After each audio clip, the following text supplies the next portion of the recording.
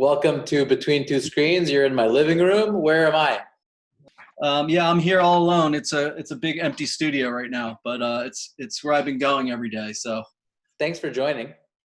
absolutely, cheers. I haven't been interviewed per se, but I've sat in on a couple of panels, watching with A Hotel Life, with Indie Congress, and a few others. They've been really interesting.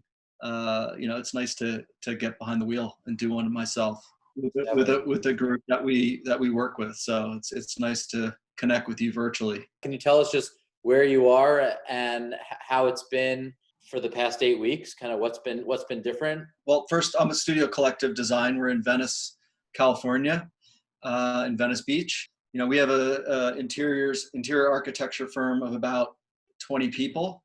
I have 2 partners, and then we have a staff of about anywhere between 15 and 18. It floats a little bit. We have a couple of freelance. So it's been tough, but we have a really good IT guy that's kind of got us all sorted. So everyone's working from home, like I'm sure you are and your staff and everyone else out there. As you know, design is a collaborative process. And so, on the one regard, it's been tough because you're not around all of your co-designers. You're not kind of looking at materials firsthand. Everything's being done virtually. On the flip side, it's freed up a lot of time. My time is always spread very thin. So, I've been finding a lot more time to really focus on things. How did you decide to start your own firm? Adam, my business partner, and Leslie, I had worked with both of them previously at other agencies. Adam and I actually went to SciArc together at the end of the 90s, dating myself a little bit, but we both met in our master's studies for architecture at SciArc. We were friends, and then we kind of went off on divergent paths. And then Leslie, I met working for another really talented interior designer named Dodd Mitchell, who, around the early 2000s, he was the guy in LA doing everything. I mean, he was as big as anyone in Los Angeles, and he's a really interesting guy. He came from the movie business, and Leslie and Dodd worked together in the movie business as set designers and art directors. And so I went to work for Dodd, and I met Leslie, and we worked together for a number of years. And then later, Adam and I reconnected at SBE Entertainment, which at the time they were just starting their hotel portfolio.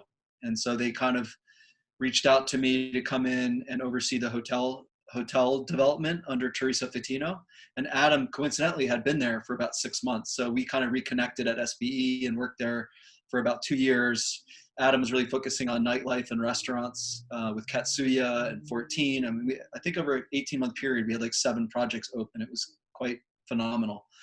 But that's where Adam and I reconnected some, just like that. If you remember 2008 going into 2009, then the economy kind of dropped out from under us. And so I think Adam and I were one of the last 5 people at SBE in the design division. At that point, there were like 20 people in-house. It was a quite large design studio. And we were there till right to the end. And then, like everyone, I mean, no one was building hotels. Hotel development projects were going on hold. There was a degree of uncertainty. And so I got lucky. Sam Nazarian had approached me, as I was on my way out, saying, "Hey, I have this small project at the Staples Center. I don't want to hire Stark or, another huge name, because even I don't have the funds to throw at design right now because of, what was going on." He's like, "Would you like to take a stab at this?" And I was like, yeah, I mean, I didn't have anything else to do. So I was like, sure. And I immediately called Adam because it was a very aggressive schedule and it was a lot of work to do over like a 4-month period. I knew I couldn't do it myself. So I called Adam, and then I was like, we need to get someone to help out with FF&E and furniture and art. Even though we're involved in that, we were doing the drawing. So I immediately called Leslie because she'd always been freelance, and she was like, awesome, let's do it. And they had never met. That's kind of the catalyst, that project, the Hyde Lounge at Staples Center. And we all worked on that. And then within 2 or 3 months, other kind of previous clients just started reaching out. So Jason Pomerantz is a dear friend of mine, and we've worked with him on a number of projects from 60 hotels. He reached out to us right around the same time and was like, I have 2 projects at the Roosevelt. So before you knew it, it was like all of a sudden we have 3 projects and there's only 3 of us, and we had to start hiring. And it was a very slow grind, but it was a really good start for sure. Looking back, if you could give yourself a piece of advice, just as you were starting the firm, what would you give yourself? You know, I don't have any big regrets. I mean, I'm really happy with what we've built. We started with 3 of us in '09, and now there's 20 of us. I think we did all the right things. I think the one thing personally, I mean, again, I have 2 partners. So the beauty of a partnership is you help each other out and you co-balance each other, and you all have strengths and weaknesses. The tough part of a partnership is you can't just do what you want whenever you want. You know, we have a true democratic society in our partnership. So, I mean, for myself, the one thing that, you know, I wish we had started sooner that we haven't been doing as much of, but I'd like to push in the next 10 years is co-balance the interior architecture with the branding and the graphics side of the business. The art direction of a project, whether it's a little retail space, a restaurant, or a hotel, you know, a lot of that starts with what is the brand. If it doesn't have a brand, what is the brand and how do you form that brand? And a lot of that isn't just, a lot of people think branding or graphics, you know, it's just a logo or something, but it's a lot deeper than that. You know, you could do a photo shoot to start something. You could develop a color palette. There's all these things that we kind of do as designers already.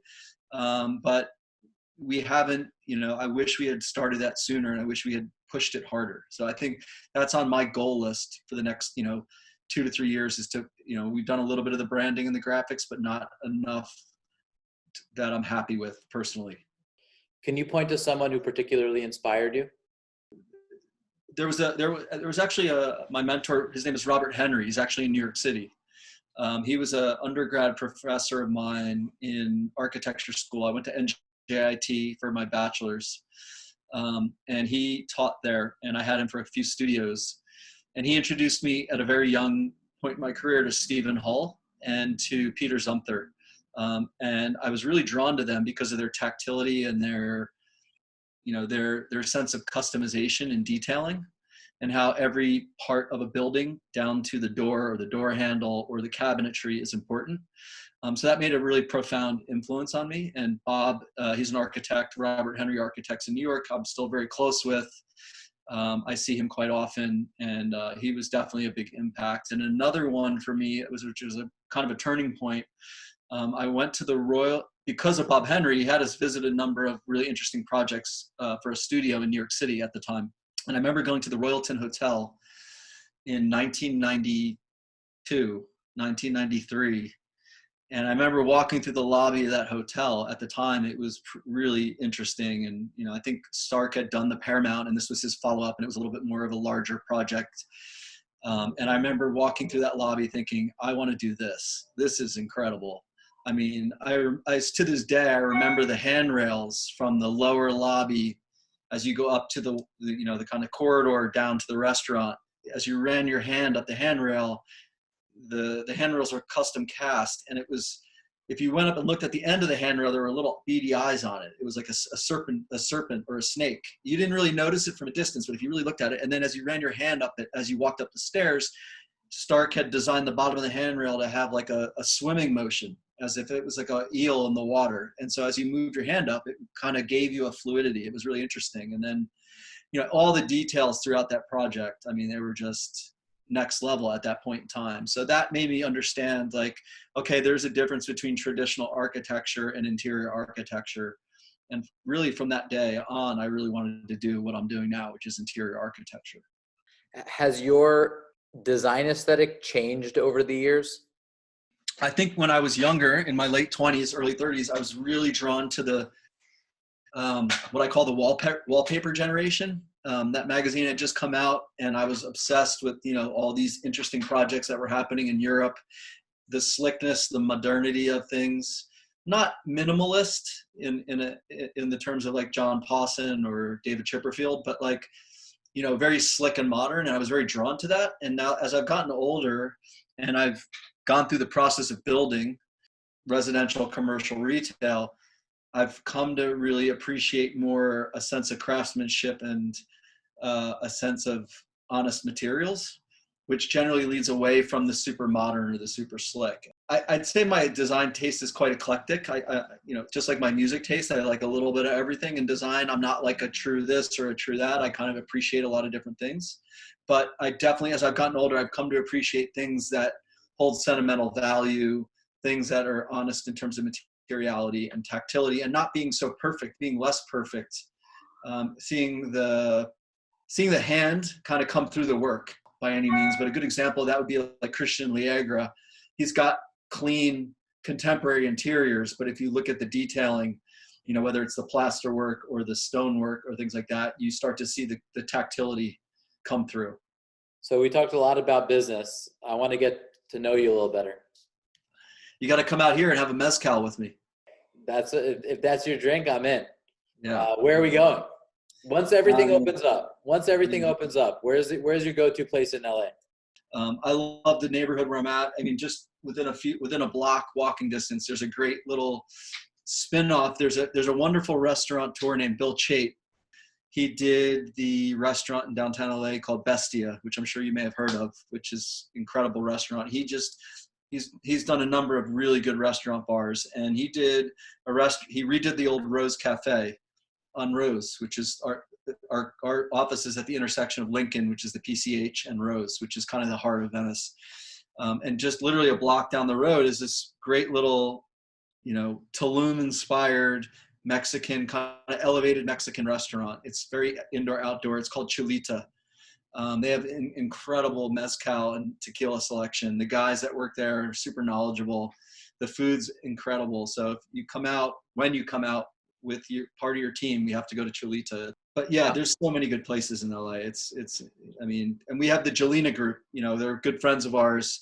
They have like 4 places within walking distance. So there's the original Jelena, which is still 15 years later, killing it. There's Justa, which is just down the street from us, which is a bakery commissary. It's open breakfast, lunch, dinner. That's like one of our go-tos. And then their newer one, which if you come out, I would love to take you for dinner, is called Mountain. And it's a Japanese, Izakaya influenced, neighborhood bar with a really incredible elevated food component. So those are just a few, just in this square mile. Do you have a habit or a routine that is particular to you that other people may benefit from experimenting with? One thing you may or may not know about me is I grew up in New Jersey, in about an hour south of the city, near Asbury Park, in a little town called Oceanport. I never tell people Oceanport because they've never heard of it, but it's close to Asbury Park. And so I grew up in the 80s. I was really into BMXing and skateboarding and surfing. I was kind of extreme sports. And I've been surfing since I was about 11 years old. And that's kind of my passion. That's something I do that, it's become very trendy over the last few years, especially in LA, but it's just something I've been doing since I was a little kid. And it's something that really helps me reset. One of the things that I do is when I have the time, I try to ride my bike down to the beach and go for a surf in the morning, because no matter how bad I'm feeling for the night before or how rough I'm feeling, maybe I had too many sakis the night before, if I go out and get in the water and get some exercise, like I go into work and there's like nothing I can't do. It just makes me feel rejuvenated. I ride my bike. I don't have my phone with me. For that hour and a half, 2 hours, it's like the phone is nowhere near me. And, that's just something that over the last few years, we're all so addicted to answering emails and checking texts and Instagram posts and everything. We're visual people, right? So I use Instagram a lot for as a visual tool, and we all get addicted to it. So, one of the things as a routine, I try not to look at my phone before I get into the car in the morning. You're starting each day positive with a good energy, and you can get a flood of emails that could just change your energy really quickly. Especially the things we deal with the stresses of deadlines, dealing with staffing and HR issues, as well as buildings going up and, all those things. So there's a lot of fun in that, but there's also a lot of stressors in that. And so I try not to really deal with that until I'm at work. And that's been really helpful, because I used to, like a lot of people, get up and start looking at my phone, the minute I turn off the alarm and start looking at emails. And just don't think that's a good thing. So that's something consciously I've been doing even before the quarantine. If you could do one job for a week, some other job, what would you choose? It's funny. Do you remember the show Entourage? I'm sure, right? Of course. I used to be not his mean side, but I used to really enjoy Ari Gold. I thought he was such a badass agent. And I always thought to myself, I'm a people person. Of the three partners, my partners are all outgoing and friendly, but I'm very much a people person. And I think I would love to try to be an agent in Hollywood because I'm in LA. I'm very much into talking to people, and I love to prop people up. I love connecting people. I love connecting this client with this food F&B operator, or connecting this vendor, even if it's not my project. I'm always kind of referring people, and I feel like I have, for whatever reason, a gift of like connecting people. And I think doing some kind of work as an agent would be fun. I don't think I would like it more than a week. So I think that would be a fun thing to do. Okay. A couple of rapid fire questions. Sure. Favorite breakfast cereal? I mean, I was a Lucky Charms guy growing up, the sweeter the better. Last concert that you saw? Last concert I saw, I believe it was Rufus Du Sol with my wife, which is one of those electronic bands, LA County Park in downtown. It was outside at sunset. It was incredible. If you could have dinner with one architect, living or deceased, who would it be? I would love to sit down with Stephen Hull. He's living New York architect. He's definitely one of my favorites. Incredible at concept, but also incredible execution. There you go. If you could change one thing about the world, what would you change? Right now, I feel like the polarization of politics is just mind-numbing, and I wish I'm an independent. I voted both ways over the years, and I feel like the politics in the last, even before Donald Trump was elected, has really divided our country like to a level that it's never been. And I feel like, and I'm guilty of it, where you think of like, how are you even taking sides with this or that, and I just feel like something I try to work on all the time is try to listen more. And I think a lot of our country has become very reactive, and we don't hear the questions the other person is, or we don't want to listen to what the other side is saying sometimes, even if it doesn't align with our thinking. And I wish that could change a little bit. I wish both sides of the aisle could be a little bit more, I don't know, receptive to hearing the other side and respecting the other side. Hey, Christian, thank you for joining me. Thanks for taking some time to answer some questions, probably ones that you expected and ones that you didn't. Yeah, well, it was nice to kind of do this, nice to do the chat with you. It's nice to put the face with the name. I know we've emailed and we've worked with your team before, and grateful to have you guys as colleagues. And just let me know when you're coming to California so we can go get those mezcals on me, my treat. Thank you. I will. All right. All the best. Cheers. Nice to talk to you. Likewise.